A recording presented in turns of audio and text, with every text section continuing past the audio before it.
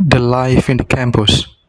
Hi there. This time I'm going to have a story about my college life. Actually, it's just an ordinary campus life, but there are several interesting or special people and moments I cannot forget. As a guy who had a boring teenhood when I was in junior high school and in high school, everything was different when I went to college. I met many unique individuals from different backgrounds. But I managed to make a lot of friends with them. Since the first semester, I've been making friends with different majors and different classes. And this is what makes my young adult life interesting. Because my intention was to graduate on time in 3.5 years, I always studied hard and tried my best to finish my assignments. Sometimes those responsibilities were hard to maintain because my head couldn't always keep up while I was doing other activities such as social life and working to get extra money. Luckily, I had a bunch of friends who were always there for me when I needed their help. When I was stressed out, I would talk to them to relieve my negative thoughts. I had some favorite friends who I trusted to talk about many things. They were Tito and Daniel. I trusted them because they were insightful and had a lot of experiences that were related to mine. So we could always keep the conversation going and give each other advice. When it was time for teamwork, these best friends of mine were the best of the best because they were had the initiative to participate in doing our work. Of course, with the skills we were good at. We split the task to make it easier compared to other friendship groups. Mine was the one that had less external drama and always focused on our main goal to finish college on time.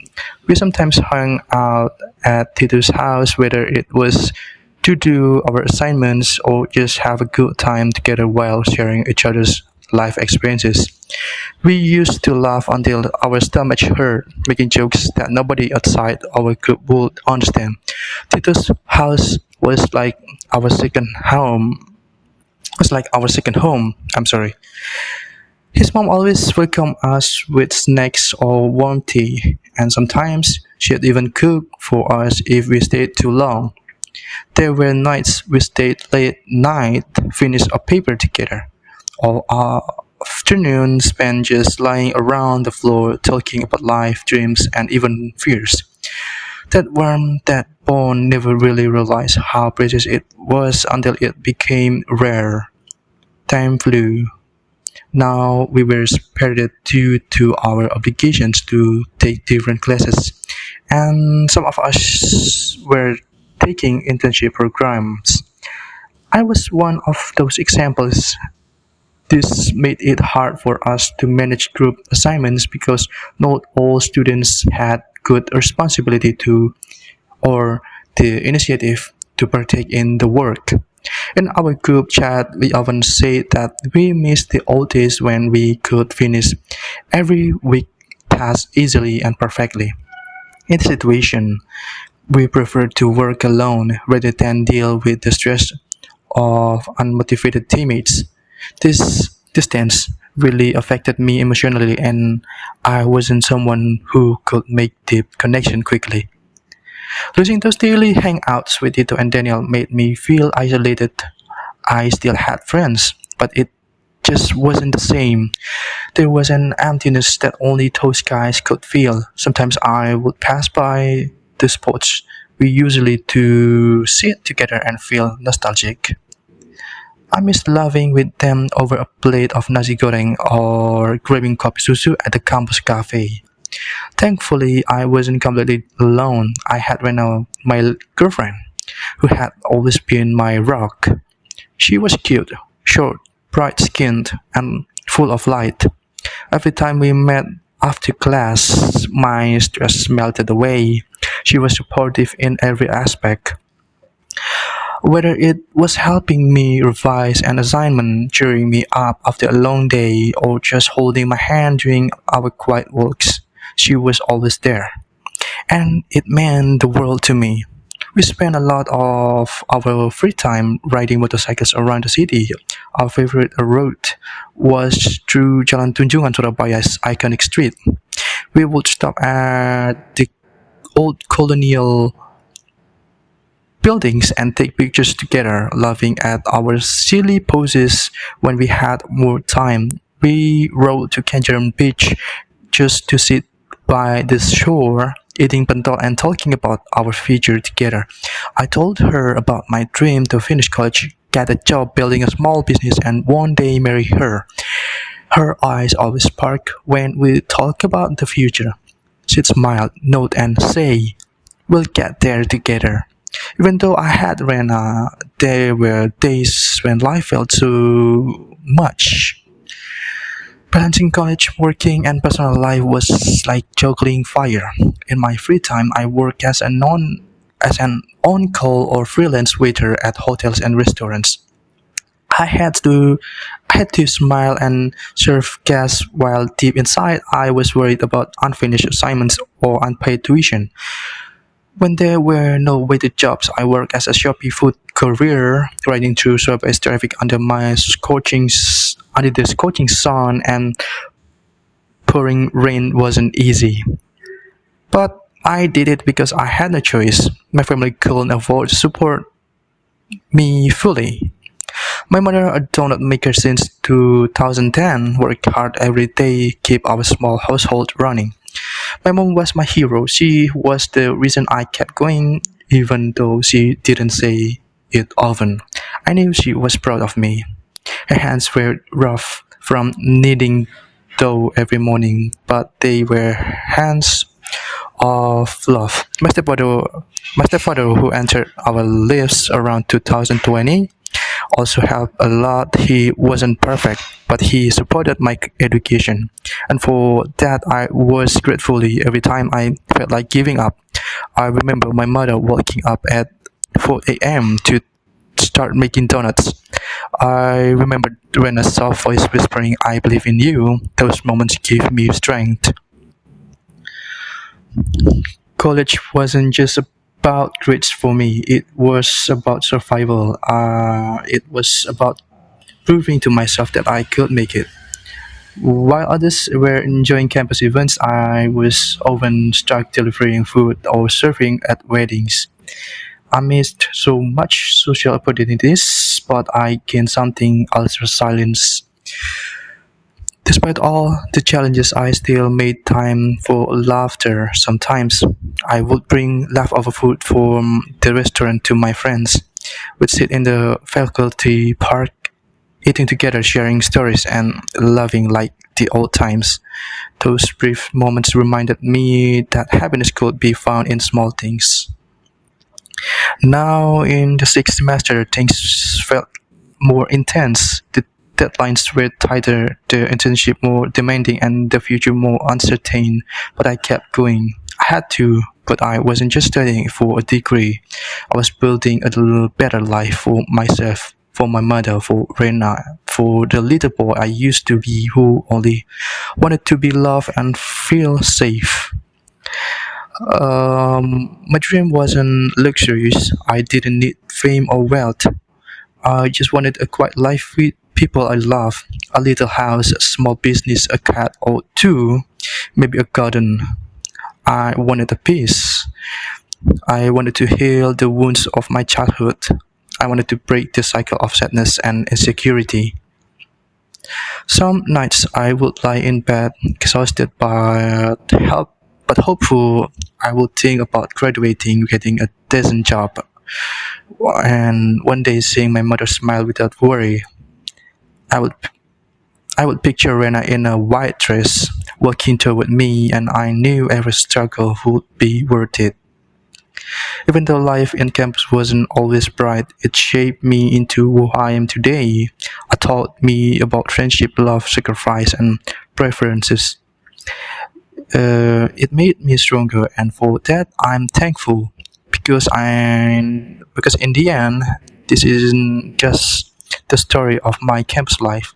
It's the story of the journey to become the man I was meant to be. It was a gloomy Tuesday afternoon in the middle of May, right after midterm week. The skies over Surabaya had been sulking since morning, casting grey shadows on the campus. I sat alone on the balcony of the library building, my back pressed against the damp wall, my legs stretched out with my wet shoes untied. A bag from a convenience store sat beside me, containing nothing but a bottle of water and an empty banana leaf that once held Nagasari. My stomach grumbled again. It wasn't the first time that week with most of the money spent on printing assignments and commuting. Lunch had become a luxury I couldn't always afford. I had three jobs lined up that week, two night shifts and at a buffet restaurant in Thermo and a Shopee food delivery shift on Sunday, but none of the money had arrived yet. As I sat there watching the heavy rain soak the faculty parking lot below, I pulled out my phone and opened the chat with Tito and Daniel. Gila hujannya deras banget, gak bawa payung, lapar lagi. Gue juga bro, lagi nunggu angkot, lapar tapi dompet juga lapar. WKWK, sabar kalian. And then Tito answered, Bro, nanti malam lu free nggak? Mampir ke rumah gue masak mie goreng mau. It was a simple offer, but in that moment I felt like a blessing from heaven. Later that evening I rode my motorbike through the wet, slippery streets towards Tito boarding house. The rain had slowed into drizzle, and the street glistened under the orange glow and streetlights. My hands trembled slightly, not just from the cold, but from the exhaustion. I had spent the last 2 nights barely sleeping, finishing an essay about post-colonial identity in the Southeast Asian literature. Masuk bro, Daniel juga udah datang tuh, he said. I stepped in and felt instantly warmer. Daniel was sprawled on the mattress, half asleep, but he lifted his head and grinned at me. The small room smelled like instant noodles, damp towels, and Tito's cologne. It wasn't fancy, but it was ours, a safe haven. Tito handed me a bowl of piping hot indomie, topping with a fried egg and some leftover kerupuk. Gue tambahin sambal ya biar semangat hidupnya, he joked. We sat there eating in silence at first, too hungry to talk. Then as hunger faded, our usual rhythm returned. We talked about professors who gave impossible assignments, about classmates who only appeared during a presentation, and about that one guy who always flirted with girl in the library. Then Daniel turned serious. Bro, kalian pernah mikir nggak kalau nanti udah lulus kita bakal sejauh ini terus? It was a question we all avoided. Tito nodded slowly. Gue juga takut sekarang aja susah ketemu apalagi nanti. I started at the wall where a poster of anime character hung beside Tito's glass shadow. I remember the day we used to hang out after every class, working on group projects while laughing over sambal-stained notes. But now Tito was in an internship at a marketing firm, and Daniel a part-time job tutoring high schooler.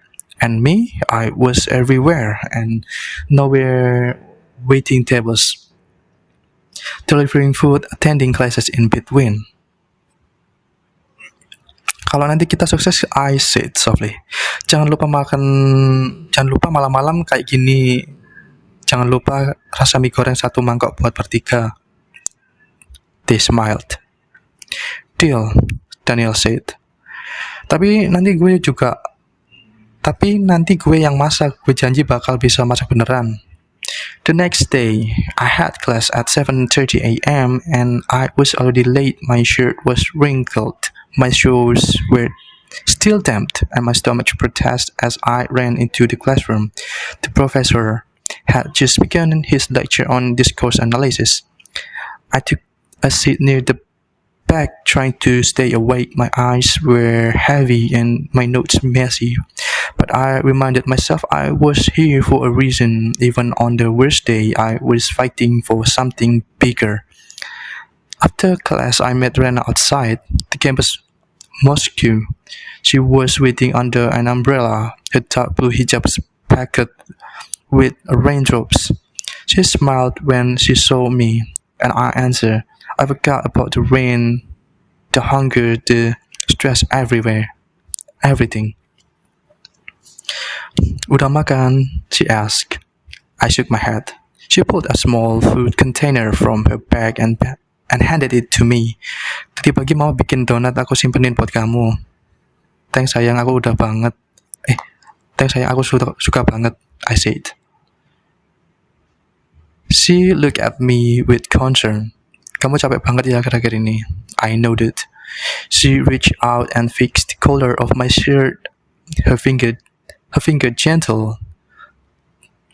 Jangan terlalu keras sama diri sendiri. Aku tahu kamu kuat, tapi kamu juga manusia. Those words stayed with me. A week later, I had a group presentation. I was paired with 3 classmates I didn't know well, students from wealthier family who came to campus in clean cars and designed bags. From the start, they made it clear they thought I didn't belong. During our presentation, I offered to help research and design the PowerPoint. One of them, a tall guy with slick hair, laughed. Ya udah kan lo udah biasa kerja kasar, lo aja yang ngerjain semua. Kita tinggal presentasi. At first, I stayed silent. I told myself to be patient, but the frustration built up over the week. When presentation day came, they stood there in front of the class, speaking confidently about ideas I had written. They ignored my contribution. Then the professor asked a question about our research process. The slick-haired guy started to answer, but I cut in. Sorry pak, boleh saya jawab? The room went silent. Sebagian besar materi di slide itu saya yang kerjakan. Mereka tidak banyak berkontribusi. Saya hanya ingin jujur karena saya rasa itu penting. Saya tidak punya privilege seperti mereka, tapi saya punya etika kerja. The professor raised his eyebrows. The students murmured. My groupmates looked furious, but I didn't care. For once, I wasn't afraid to speak up. After class, the professor pulled me aside. You're brave, he said, and your work is excellent. I'll keep that in mind. That quiet acknowledgement meant more than any applause. It was a cloudy Thursday afternoon. The breeze wasn't too harsh, but it carried just enough coolness to make the stone benches under the big trees in front of Building A feel comfortable. I just finished my internship duties for the day and decided to go straight to campus to wait for Rena.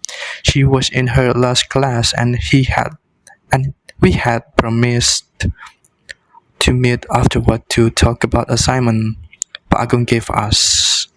I found an empty bench and sat down, stretching my arms while opening my phone to scroll through the class group chat. It was already full of panic messages. Guys, 2,000 to 5,000 words? I thought he was joking at first. Do we have to write per picture or in total? Someone please clarify. Is this literature class or creative writing bootcamp? I chuckled to myself, even though deep down I felt the same panic. I had read the instructions twice, maybe even 3 times, and still couldn't believe what Pak Agung expected us to do. We had to find 3 pictures that matches the themes we listed in his PowerPoint slides. Solitude, urban decay, cultural contrast, or invisible labor, and write a narrative or descriptive analysis for each. What made it harder was that he didn't want us to describe the photo. He wanted emotions, stories, cultural reflection, deep context. Let the picture speak to you, he said in the class, but also make sure it screams to the reader what you want it to say. I sat and looked at the sky. My head was already heavy thinking about how I would even start. A few minutes later, I saw Rena walking toward me. She was wearing her usual gray jacket and had her tote bag filled with books and papers. From the look on her face, I know she felt the same way. Hey, she said, sitting beside me. Have you started it yet? I looked at her with a blank stare. Started what? She rolled her eyes. Pak Agung is Simon. I laughed dryly. I've only started overthinking it. She leaned back and stared at the sky. This is probably the hardest one this semester. I mean, I know he wants us to be creative and critical, but 5,000 words from a picture? I can write 5,000 words about how confused I am, I joke. When I smiled, but there was a tightness behind it, I stayed up last night, just searching for the right photos. I think I found one for solitude. It's a picture of a man sitting alone in a public park, surrounded by empty benches. It felt quiet, but I'm still stuck on the narrative. You are going to storytell approach? I asked.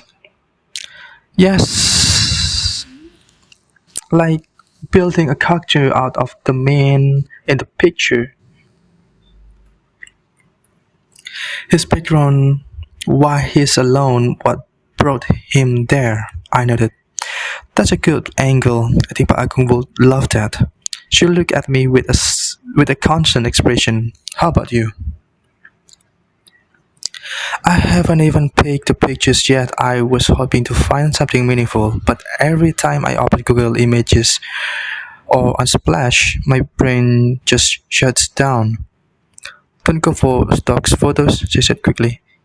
He said in the class that he'll know if it's generic. Try taking your own photo or searching through local archives. Oh, great, I said.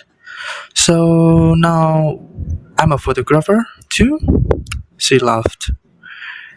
Hey, we are English literature students. Apparently, we are everything writers, analysts, poets, culture critics, now photographers. Don't forget part-time with this and food career, I added.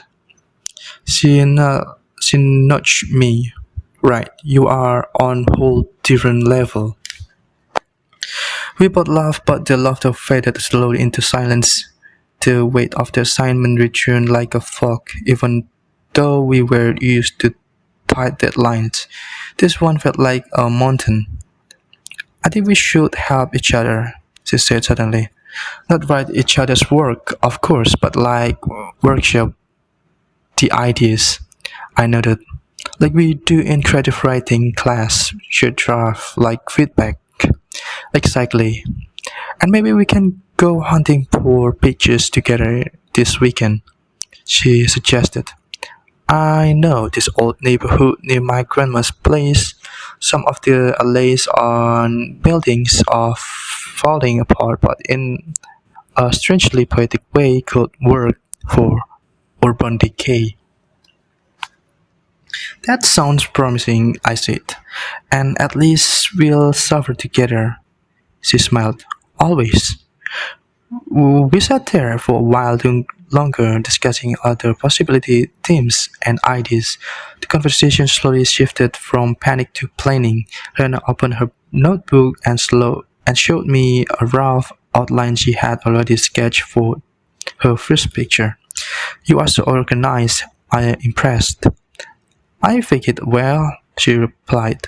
Honestly, I'm scared of not reaching the minimum words count, but I guess if we go deep enough, we'll get there.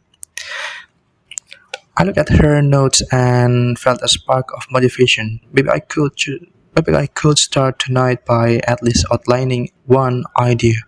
Maybe I could walk around my neighborhood tomorrow and look for story-worthy scenes.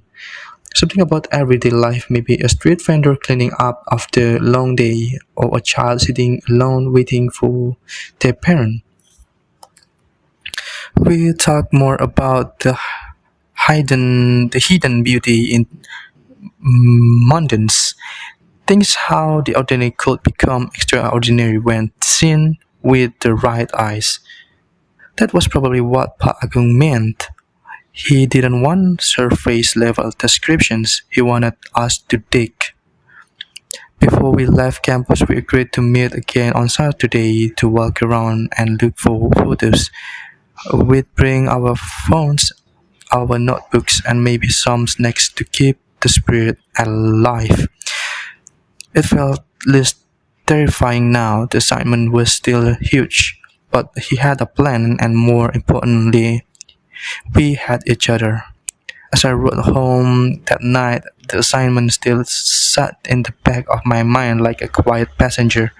But instead of that, but instead of dread, I felt something different. Maybe excitement, maybe a tiny bit of pride. Because in the middle of chaos assignments, internships, lack of sleep, we were still trying, still pushing, still living in the life in the campus. That's all the end of the story. Thank you.